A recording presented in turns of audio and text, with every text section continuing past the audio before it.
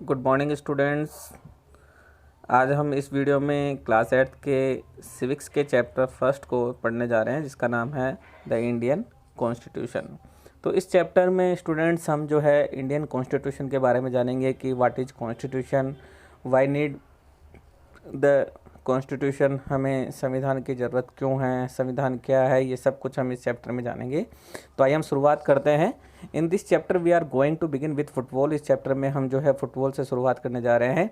एक game many of you have probably heard, एक ऐसा गेम जिसके बारे में प्रोबब्ली शायद जो है आपने हियर्ड सुना हो और इवन प्लेड और शायद खेला भी हो। तो as the name suggest, this is a game that involves the players fit.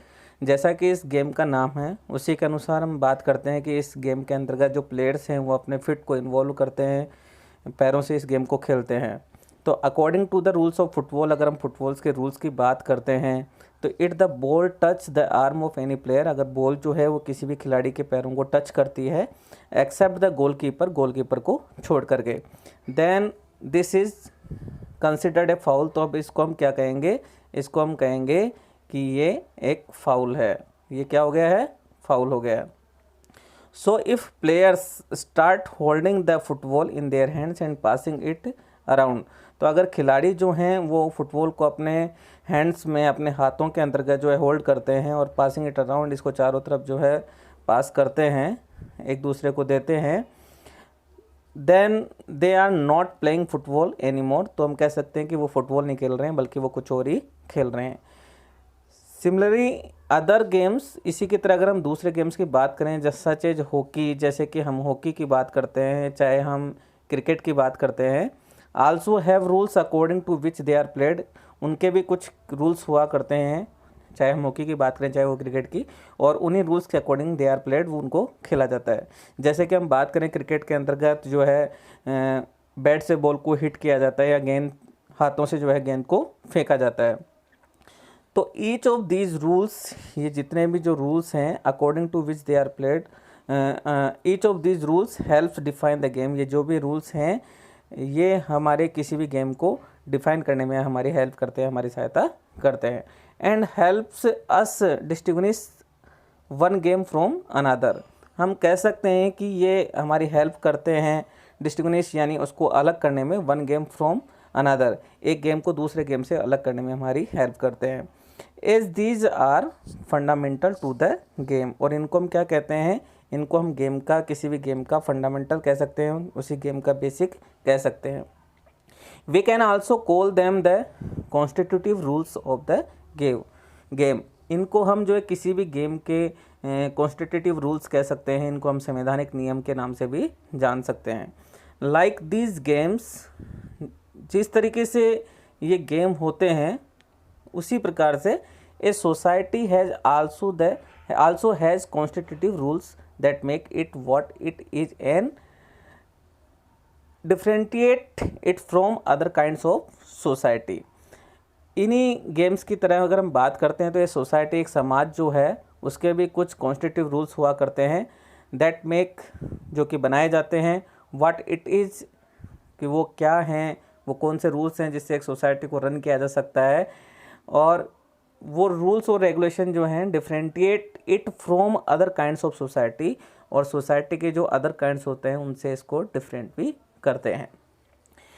In large society, अगर हम बड़ी सोसाइटियों की बात करते हैं, in which different communities of people, जहाँ पर अलग अलग समुदायों के, अलग अलग कम्युनिटीज़ के लोग जो हैं लिव टुगेदर वहाँ पर रहते हैं, these rules are formulated through consensus, ये रूल्स जो हैं ये फॉर्मुलेटेड किए जाते हैं, बनाए जाते हैं थ्रू कंसेंसस, यानी आम सहमति से। जो भी बड़ी सोसाइटी हैं, अलग अलग समुदाय के लोग वहाँ पर रहते हैं, तो उनमें वहाँ पर जो भी उस सोसाइटी के जो भी रूल्स जो फॉर्मुलेटेड किए जाते हैं वो कंसेंसस के माध्यम से बनाए जाते हैं। एंड इन मॉडर्न कंट्रीज, अगर मॉडर्न कंट्रीज़ की बात करते हैं तो हम कह सकते हैं कि दिस कंसेंसस, ये जो आम सहमति है, is usually available in return form. तो ये किस रूप में हमारे सामने अवेलेबल है, रिटर्न फॉर्म में। किस में उपलब्ध है, रिटर्न फॉर्म में।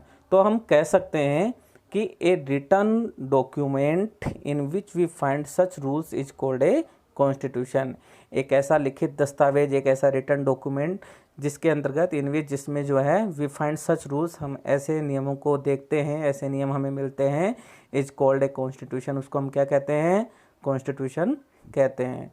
तो हमें पता चला कि what is constitution, a written document in which we find such rules is called a constitution. आइए आगे हम देखते हैं कि we have looked at the Indian constitution, कि हमने देखा इंडियन कॉन्स्टिट्यूशन के बारे में क्लास 6 के अंतर्गत और क्लास 7 में in our social and political life text books. Social और पॉलिटिकल लाइफ टेक्स्ट बुक के अंतर्गत हमने 6 और 7 में भी जो है इंडियन कॉन्स्टिट्यूशन को थोड़ा समझा था। हैव यू एवर वंडर्ड, क्या आपने कभी ऐसा सोचा है कि why we need a constitution, हमें एक संविधान की नीड क्यों है, हमें एक संविधान की ज़रूरत क्यों है। और been curious about how the constitution got written, अगर हम इसके बारे में बात करते हैं कि हमारे संविधान को जो है किस तरीके से लिखा गया, कि उसके बारे में हम बात करते हैं, और हु रोट इट, और किसने इसको लिखा। तो इन दिस चैप्टर, अगर इस चैप्टर में हम बात करें तो we will discuss both these issues, हम इन दोनों इश्यूज़ पर, इन दोनों मुद्दों पर जो है डिस्कस करेंगे, इसमें पढ़ेंगे। And also look at the key features of the Indian constitution, और साथ के अंतर्गत हम इस चैप्टर में इंडियन कॉन्स्टिट्यूशन की की फीचर्स को भी पढ़ेंगे। Each of these features is crucial to the working of democracy in India. अगर हम बात करें कि ये जो फीचर्स हैं इंडियन कॉन्स्टिट्यूशन की, ये हमारे इंडिया के अंतर्गत वर्किंग ऑफ डेमोक्रेसी के जो कार्य करने का तरीका है उसको क्रूशियल बनाते हैं।